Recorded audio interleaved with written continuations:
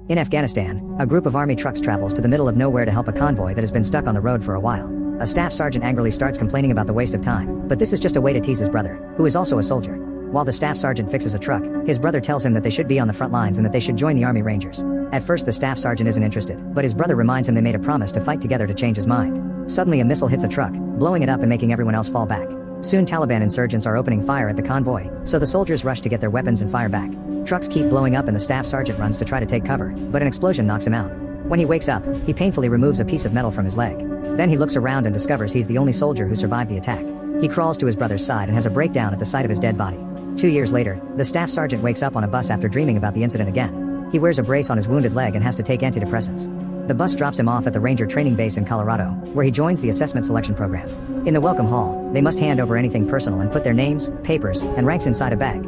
Every recruit is assigned a number and the staff sergeant gets 81. Because of his record he could be assigned team leader, but he turns it down. Afterward, First Sergeant Torres gives them a speech about what to expect. Training will last 8 weeks and it'll be extremely difficult to test their emotional, physical, and mental strength. If they make it to the final stage, they'll undertake a 24-hour simulated mission known as Death March, which is completed by crossing the finish line. That's the only way to be eligible to be a ranger. The training begins with the classic courses that test how fit and fast they are, although many rangers throw water at them to simulate rain. It's basic army exercises, but at the end of it, several soldiers are still kicked out for failing it. The second round is more exercise. This time it includes working out at night in the rain and staying underwater for long periods of time. As days pass, more and more recruits are kicked out. After 4 weeks, training continues in the woods.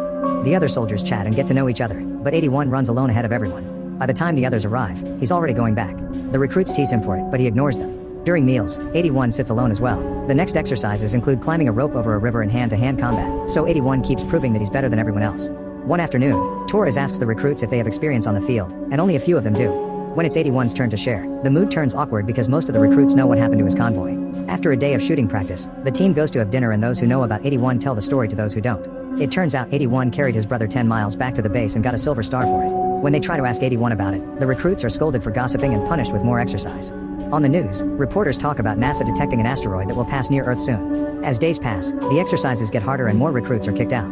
81 always waits until everyone is asleep to take his medicine, but one night 7 sees him. The next day during a break, 7 guesses the meaning of one of 81's tattoos but doesn't explain how he knows, leaving him confused. The next few training sessions include simulations of rescue missions and combat. The explosions may be fake, but they also bring back 81's nightmares about the incident. For the next underwater exercise, 81 forces himself to keep moving by remembering his brother and his failure to rescue him, not wanting to be that slow ever again. This causes him to stay underwater for too long and he almost drowns, so the other soldiers have to pull him out and give him CPR. Later 81 is waiting outside his superior's office and watches the news, which announces that the asteroid is splitting apart. Experts believe this may be a cluster of smaller interstellar bodies after all. In the office, Torres and Sheridan advise 81 to quit because they're worried about his mental condition. He doesn't socialize and never got therapy after the incident. The sergeants think he's the most promising candidate, so they want him to quit instead of having to kick him out. After an initial outburst, 81 politely turns them down and leaves the office. When the inadequate recruits are kicked out, 81 thinks he's about to be kicked out. However, he's one of the few soldiers who has passed the course. Now the team has 30 minutes to gear up for the final test. The team celebrates their victory, but 81 stays stoic. In the hangar, Torres shows them a map of the terrain and goes over the deathmatch details. A classified aircraft was shot down behind enemy lines, so their mission is to cross the enemy's territory and destroy the aircraft so it doesn't fall into the wrong hands. Then they must find the rebel village to rescue the pilot. To everyone's surprise, 81 is assigned to be the team leader. The recruits get on the choppers, which quickly take off.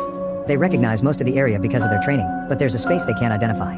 A ranger tells them it's a private quarry, and if they come across that, they're way off course. Eventually the team is dropped off and they immediately hide in the woods. 81 doesn't know how to give a speech, so 7 takes over and shares some inspiring words. The group travels the whole day and only stops at night to rest. While on guard duty, 7 tries to share something personal, but 81 doesn't want to hear it. Minutes later, something glowing lands nearby, causing the whole area to tremble. After the initial shock, the team theorizes that it was just artillery fire and they're being punished for resting. 81 decides it's time to keep moving. The next morning the team sees an aircraft across the stream. It's not a normal model, so they think the Rangers put extra effort into the special effects. 81 starts making a plan, but a soldier interrupts to point out that this aircraft isn't on the coordinates they were given. He also says that his compass isn't working. The others check their own compasses and discover they're malfunctioning too.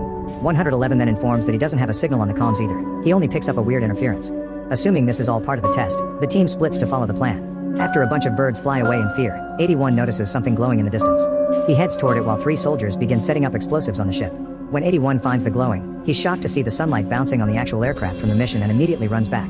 The explosives blow up, but they cause absolutely no damage to the strange aircraft. At first 15 can only stare at how everyone is inspired by 81's words and rush to help. The tank still won't start, so 15 decides to finally jump in and uses his mechanic knowledge to get the tank going. The guys use a rope to pull the tank out of the debris, and the shaking opens a compartment with some food that 44 immediately shares. At that moment a flare appears in the sky and the team realizes that the robot must have stepped on the trap. Everyone rushes to get in the tank except for 15, who goes back to grab some ammo. The robot appears and opens fire at him, killing him right after he throws the ammo into the tank. 44 drives the tank through the forest while the guys use the ammo to open fire, but it seems human weapons don't cause any damage to it. The robot's attacks keep hitting the tank, so 44 forces the vehicle to go as fast as possible. When part of the tank catches on fire, the team immediately puts it out with an extinguisher, but clearly the armor can't last much longer. To the team's surprise, the robot suddenly stops following them, but that's because it's shooting more explosives. The bombs explode around the tank and throw everyone around, causing them to hit their heads on the walls. Yet 44 never stops driving. When the robot shoots several grenades, the resulting explosion is finally big enough to push the tank down the hill. It crashes into every tree in the way until it manages to leave the forest, and the team doesn't see the robot behind them anymore. Unfortunately, this is because the robot is now above them. It jumps off the cliff and lands in front of the tank to shoot a powerful laser beam. 44 manages to dodge it, however the robot starts chasing them again. The guys fire back at it with any weapon they can find, but it's still useless and 109 ends up losing an arm in the process. The robot then shoots the laser beam again and 44 tries her best to dodge it, but the tank still loses half its armor. 7 suddenly slips out and 81 grabs the stretcher's rope to keep it close, however another shot from the robot makes him lose it and 7 falls on the road. 81 then shoots at the mountain to cause a landslide that buries the robot. At that moment, the tank explodes. Another nightmare shows the brothers on the ground and 81 hearing his sibling telling him not to quit. Then 81 wakes up and searches the area. Unfortunately, everyone has been burned to death and he's the only survivor. Seeing some sparks on the rocks, 81 rushes to move them to look for the robot, but he only finds one of its arms. When he turns around, he sees the rest of the robot sending a signal to space. Afterward, 81 runs to the road and finds 7 still on the stretcher. Suddenly the robot shoots at the tank before approaching it, so 81 runs away with 7. For the next several hours, 81 keeps pulling the stretcher, refusing to abandon his teammate. He moves under heavy rain and gets stuck in the mud, where the rope breaks. He slips a few times before his watch starts beeping, indicating the 24 hours to finish the mission are over. Suddenly it starts glowing and moving to transform into a standing machine. This robot uses a blue laser to scan the area and a red one to scan the team. Then it reveals a weapon and opens fire, so the soldiers run to take cover. Unfortunately, a few of them are shot down. Then the robot starts attacking the soldiers in hiding spots, killing even more people. When 44 is about to get shot, 81 tackles her to save her and tells everyone to escape. As the team runs through the woods, the robot keeps firing at them from the stream.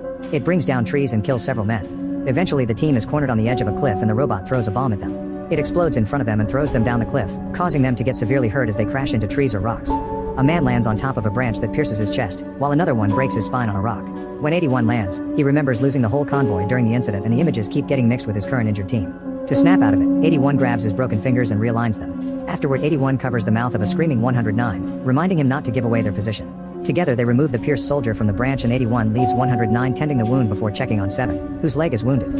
Everyone is confused by what happened and realizes they need the radio that was with 111, who is currently not with them. While the recruits help each other with the bandages, 81 goes out to look for 111. After seeing several dead bodies, he finally finds 111, but unfortunately he's dead and the radio has been destroyed. Nearby a soldier is crawling away and the robot follows him until it's close enough to kill him with its laser. Then 81 returns to his team, who has worked hard but failed to help the pierced soldier. The men want a moment to grieve, but 81 tells them the robot is coming and forces them to get moving. They throw ropes over the edge of the next cliff and quickly climb down. 81 waits on the bottom while 7 is slowly lowered by the last soldier. At that moment he sees his compass going crazy, which means the robot is near. Suddenly the machine appears on top of the cliff and opens fire, causing 7 to crash on the ground and killing the other guy, whose torn body falls nearby. The team sticks to the wall as much as possible while the robot scans the area. Unfortunately, the laser catches one of their legs, so the 6 remaining soldiers have to start running again. 7 is being carried and screams when he sees the incoming explosive shot by the robot. The team runs as fast as possible as the explosives go off around them, causing them to fall over and over. They never give up and keep on moving until they manage to leave the forest, out of the robot's reach. On an open grassland, they finally stop to rest. The team discusses theories about what's happening while 81 tries to bandage 7's leg, but he freezes at the sight of the blood. 7 comforts him with gentle words, helping him snap out of it. Unfortunately, their medicine fell during the attack, so 81 has to adjust the bone without it and 7 passes out because of the pain. Afterward, 81 tells the team he saw their real target and it wasn't the robot, so they've accidentally gotten involved in something they can't control. Their best option is to reach the village. 15 thinks it's a bad idea to cross an open field and be exposed, but 81 points out that they have no other choice. After throwing out any non-essential baggage, they keep moving while carrying 7 on a stretcher. Eventually they reach a river with heavy currents, so 81 announces they're installing a zip line. He ties a rope to his back and jumps into the freezing water, only for the currents to start pushing him. 44 loses sight of him for a few seconds, but 81 never stops swimming and after lots of effort, he reaches the other side. Once 81 has secured the line, 15 starts crossing it while pulling 7 along. The stretcher gets stuck on a knot, so 15 has to go back to fix it. In the struggle, one of the stretcher's knots opens and now it's only hanging from one side. 81 and 44 decide to climb from opposite sides to keep balance and together they grab 15 to help him keep up the stretcher. Since everyone is distracted, they don't see the compass malfunctioning again. Soon the robot appears and scans the area before opening fire, causing the whole team to fall into the water. The currents push everyone except for 81, whose leg is stuck on a rope. The robot steps into the water too and gets ready to shoot 81, who quickly cuts the rope with his knife to escape just in time. Whenever the robot shoots, 81 hides underwater to be safe. Nearby 7 is floating away on the stretcher, so 81 swims toward him to catch him. The currents are still too strong though, so they throw everyone down the waterfall. 81 makes sure to swim to grab 7 again, only to pass out. Minutes later the team finds themselves on the shore. It turns out they were saved by 60, who explains he was blown into the rapids during the first robot attack. He thought everyone was dead, so he traveled until he saw the survivors coming down the waterfall. After seeing another body in the water, 81 announces it's time to keep moving. After hours of walking through the hills and the forest, 81 stops the team when he finds a trap. It's a rope on the trees connected to a flare, which means it was set up by their sergeants as part of the original mission. They dodge it and keep walking until they finally reach the village, only to discover it's been destroyed by the robot. The antenna is broken, explaining why comms don't work. 81 tracks the direction of the destruction and looks up the mountain, where he notices dark smoke. The team realizes that the robot came with a fragmented asteroid and therefore it's alien technology. At that moment they hear a voice, so they move some debris and find a sergeant, whose whole body is burned. He only gives them one last look before he dies. There's a tank nearby, so 81 wants to fix it and leave quickly. 15 says they need a minute and complains about 81's lack of feelings, causing 81 to snap. He grabs 15's by his clothes and explains that after the incident, he didn't make it back to the base. He woke up in a hospital and his brother was already in a box on a plane. Doctors told him that he passed out 100 yards from the perimeter, so his brother died because 81 couldn't last a little longer. He thinks the medal only signifies the worst day in his life. 81 understands everyone's feelings, but this isn't about them anymore. They need to return to the base to warn the world about the alien threat. At that moment 7 wakes up and reveals he used to be in the same team as 81's brother, who never shut up about being a ranger. 7 thinks 81 hasn't failed because he's never given up. Their chat is interrupted by the robot scan, and 81 notices there's smoke coming out of it, which means it's venting. He also sees the quarry nearby, which gives him an idea. After hiding 7, 81 rushes to the private quarry where he finds dynamite, a flare gun, and a remote that controls the rock carrier. The robot soon enters the forest and almost finds 7. However, 81 shoots the flare and the robot goes to the quarry instead. As soon as it arrives at the quarry, the dynamites blow up and make the robot collapse. Then 81 comes out in a bulldozer and pushes the robot to trap it against the wall. As the robot tries to fight back, 81 activates the carrier so rocks start falling on top of it. The robot soon activates its thrusters and manages to push the bulldozer to move away from the wall.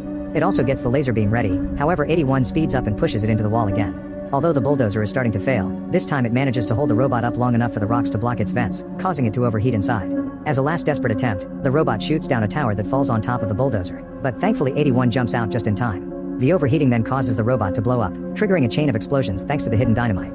The robot collapses and finally shuts down, but its compartment accidentally opens and explosives fall out. 81 runs as fast as possible and manages to leave the quarry right before the flames activate those bombs into an even bigger explosion. The next morning, 81 carries 7 on his shoulders to the base, where he finds utter chaos and bodies everywhere. Some helicopters are also dropping alien machine parts. After the doctors take 7 away, Sheridan tells 81 that they just secured this base and they lost half the battalion. The alien robots were everywhere and humanity managed to neutralize the first wave, but they're now getting ready for a global invasion. On the news, footage from all over the world shows asteroid fragments landing in different countries to release the robots. Political leaders are gathering to make a plan and allied forces of all kinds are teaming up. 81 tells Sheridan about the robot's ventilation system being the weak spot and the information is immediately sent to every country. Sheridan says this intel will save lives and officially welcomes 81 as a ranger. Afterward 81 gives a speech for the ranger team before they all leave together in the helicopters, ready to fight. When he falls asleep, he dreams about a bonding moment with his brother instead of the usual nightmares. Make sure to subscribe and turn on notifications so you can watch more videos like this. Thanks for watching.